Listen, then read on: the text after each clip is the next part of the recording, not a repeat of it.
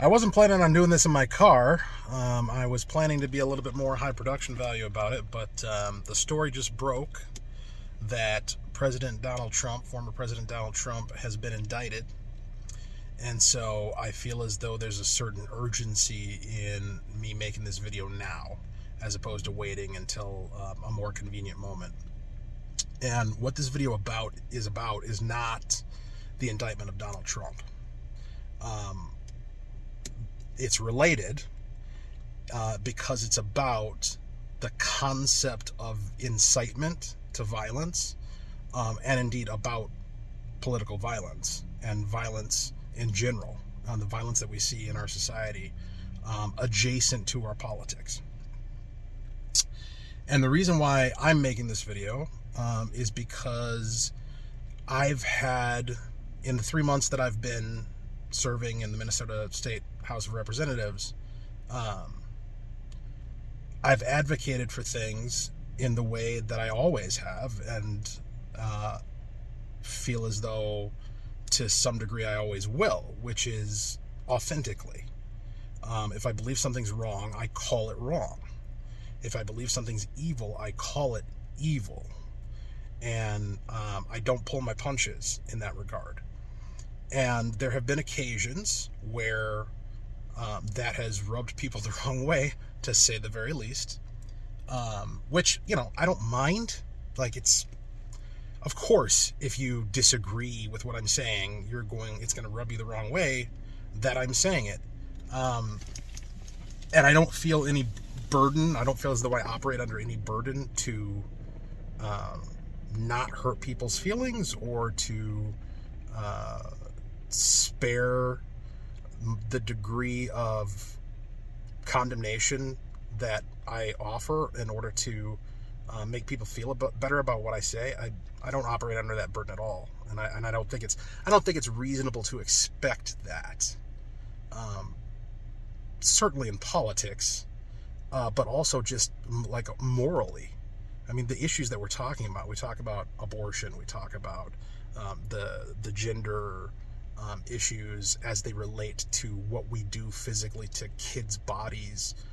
When we talk about the things like the production of energy and just arbitrarily banning 80% of our current generation, these are things that have direct and meaningful impacts on people's lives. And so when I talk about them, I'm going to do so passionately. That said,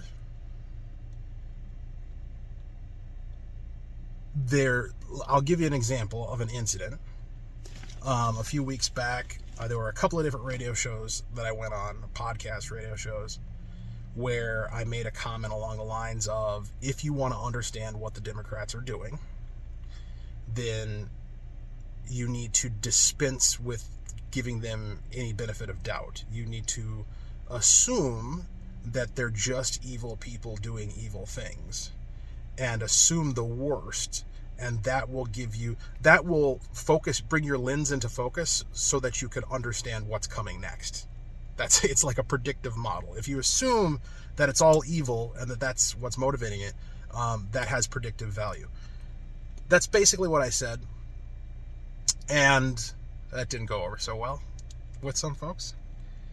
And I actually am on both sides of the aisle, by the way. So I got approached privately by a member in our caucus, who I love and trust, and who's a great conservative and a good person,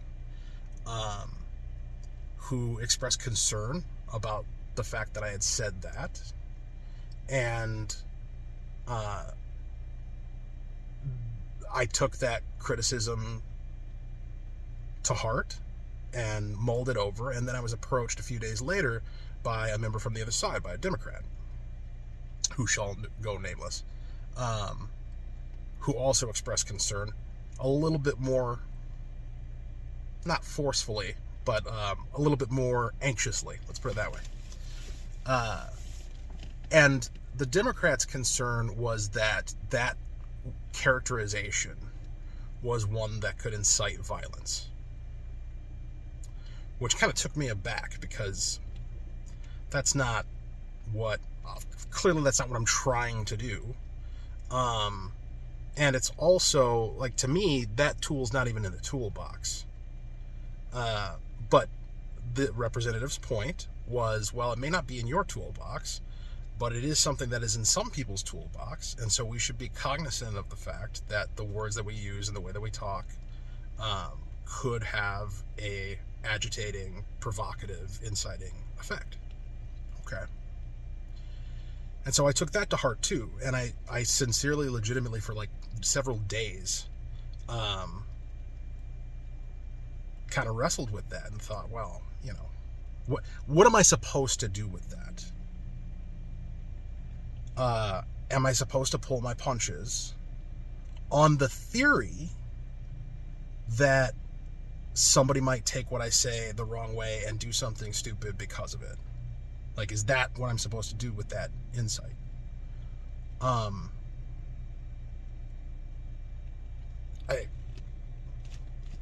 don't think that's... I think once you start lending that credence, that you need to be less accurate, less authentic in your moral evaluations, because somebody might take it the wrong way, or because somebody might use it to justify actions that you're not prescribing and don't support.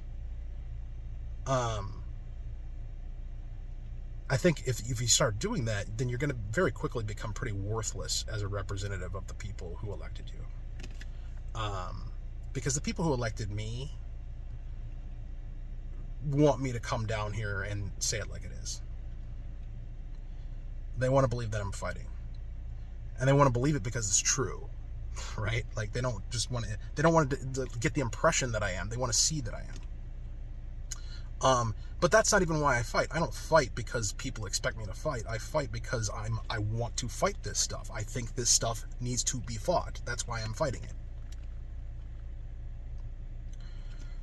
But still, in spite of all of that, there is a real concern, and that's why I'm taping this now in the immediate wake of the news of Trump's indictment. There's a real concern about political violence. We just saw earlier this week, on Monday in Nashville, what I hold to be political violence that resulted in the death of 6 people, 3 of them children the same age as my son. It's a real problem. And so, how do we thread that needle? And what I've been trying to do, and I had a follow-up conversation with this Democrat representative today, is I'm trying to make clear what my goal is when I say these things. When I stood up on the House floor last Thursday and I said the things that I said in condemnation of Representative Finke's bill, which I maintain enables the cancellation of parental rights from American citizens outside the state of Minnesota, in order to poison and mutilate their children. That's my assessment. That's what I believe, and I believe it sincerely.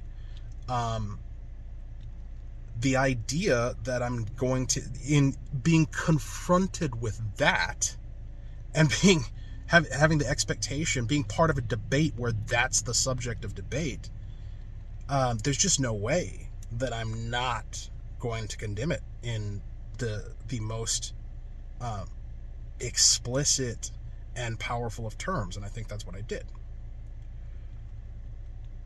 But my goal with that is not to rile people up so that they go out and do heinous things. Like, my concern about what Finke's bill does would not be legitimate or sincere if my goal, or amongst my toolbox of potential goals, was political violence. Like, the whole basis of my concern over the Finke bill is that harm should not come to people, especially kids.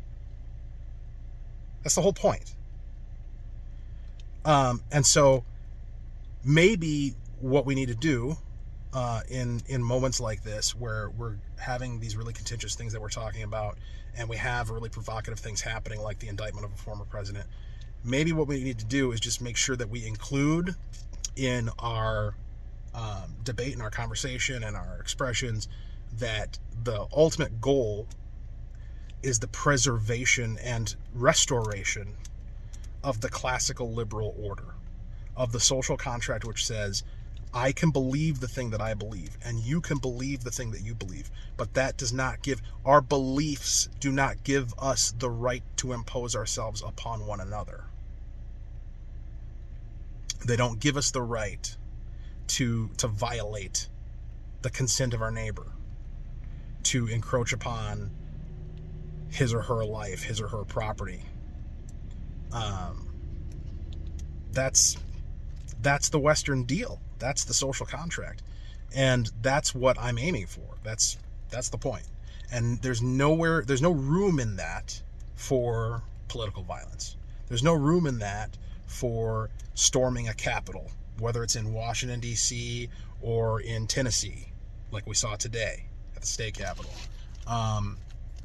There's no room in that for assaulting someone, for hurting them, for damaging their property, for trespassing. There's no room in there for any of that.